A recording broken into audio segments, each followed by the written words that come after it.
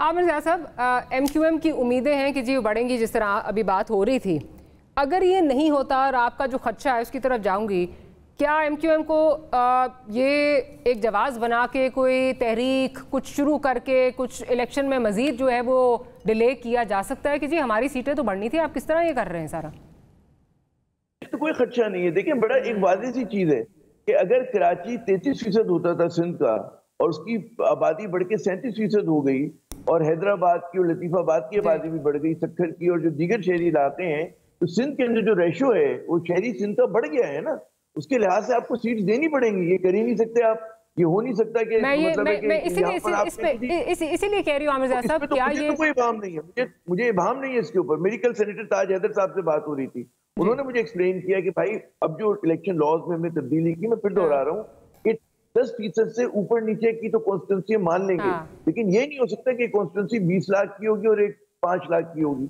जब आप बनाएंगे, अगर आप कहते हैं कराची की आबादी 2 करोड़ है और उसमें एक्स नंबर ऑफ वोटर्स है, तो आपको उन वोटर्स के हिसाब से बनाना पड़ेगा ना। 10-10 लाख। चले, आई होप कि जिस तरह अभाम होना नहीं चाहिए, नजर नहीं आता। तो लेट्स सी के PDM क्या करती है जी, PDM क्या करती है, that remains to be seen कि क्या वाकई इसमें चेंजेस आती हैं कि नहीं आती, बिकॉज अभाम तो वाकई कॉन्स्टिट्यूशनली तो कोई अभाम नहीं। इलेक्शन कमीशन ने प्रैक्टिस करनी। चले, लेट्स सी सर कि आने वाले दिनों में लेट्स होप कि इस पे कोई क्लैरिटी आए। Will have to end this segment है। शाखावर साहब आपका बहुत शुक्रिया, आमिर ज़िया साहब आपका बहुत शुक्रिया कि आपने प्रोग्राम के लिए वक्त निकाला। एक छोटी सी ब्रेक लेंगे, ब्रेक के बाद एक और सेगमेंट है उसकी तरफ जाएंगे।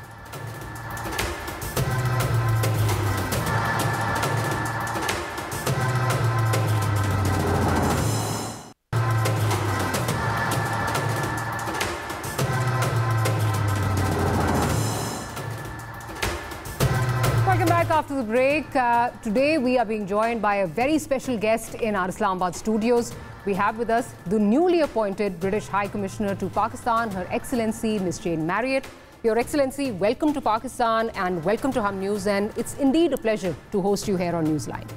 Thank you very much, and it's great to be here, both in Pakistan and on your show. Glad to hear that. So, Your Excellency, tell us about yourself, about your diplomatic journey till now. How has it been?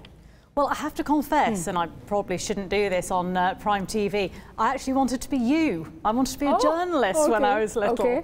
And ended up joining the civil service almost accidentally, and then ended up joining the Foreign Office and going on a series of postings that have seen me working in Iraq, Afghanistan, Yemen, America, Iran, and most recently Afghanistan, but most recently Kenya, where I've just had 4 wonderful years there as High Commissioner.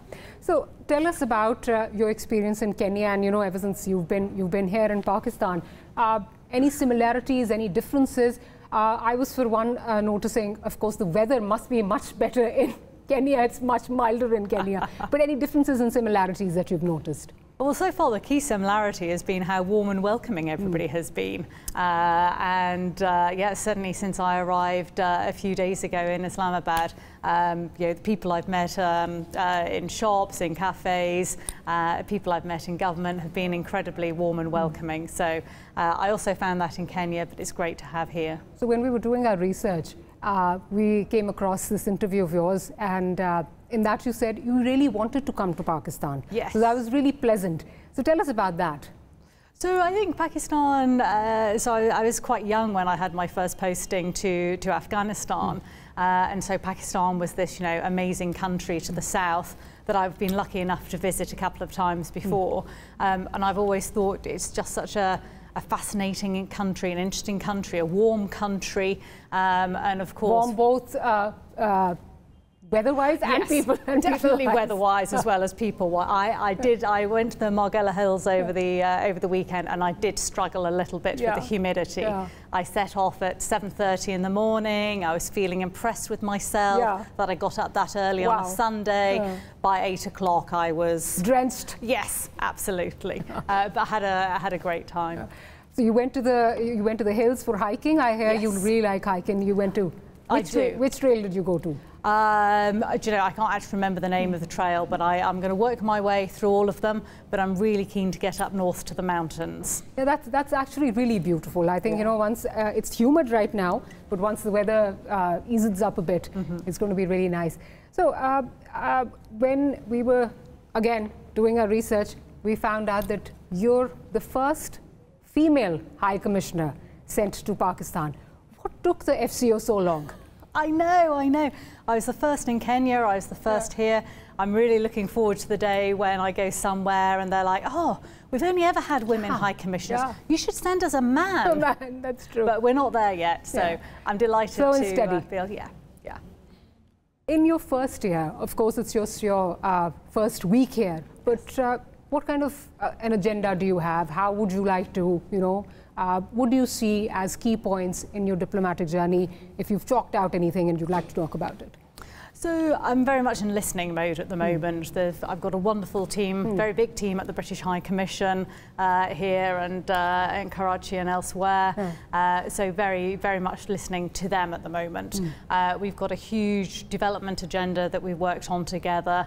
And I want to support us more in a strategic partnership that moves us more towards a trading relationship that capitalises on the links between our two countries, including that 1.6 million diaspora who live in the UK and the 100,000 Brits who are in Pakistan at any given moment. But I'm also very passionate about the climate.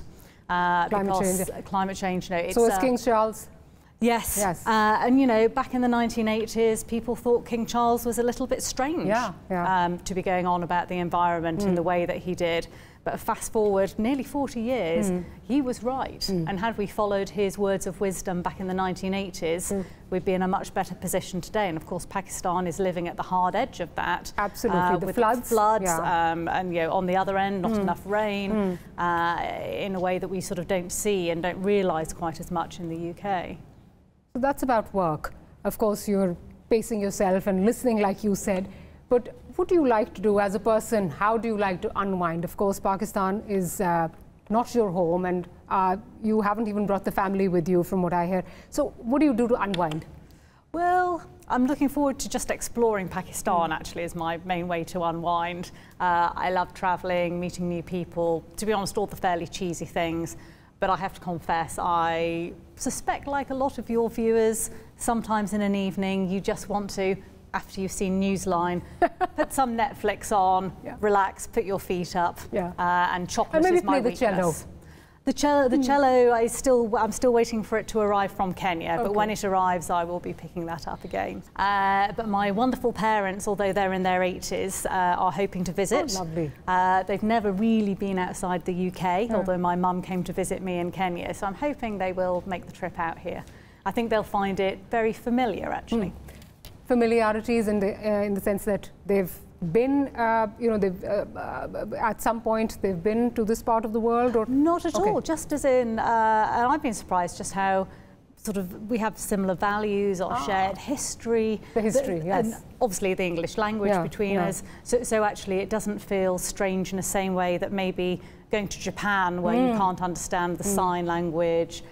People will speak to you in Japanese, be welcoming, but here, welcoming, English speaking. I'll try and get them to learn a bit of Urdu. I need to learn some more Urdu. So I think they will love it here if I can get them out. Well, we wish you the best of luck, and we hope that your stint here is as productive as Kenya was. Thank you very much. Thank you so much for making the time for us. Thank you.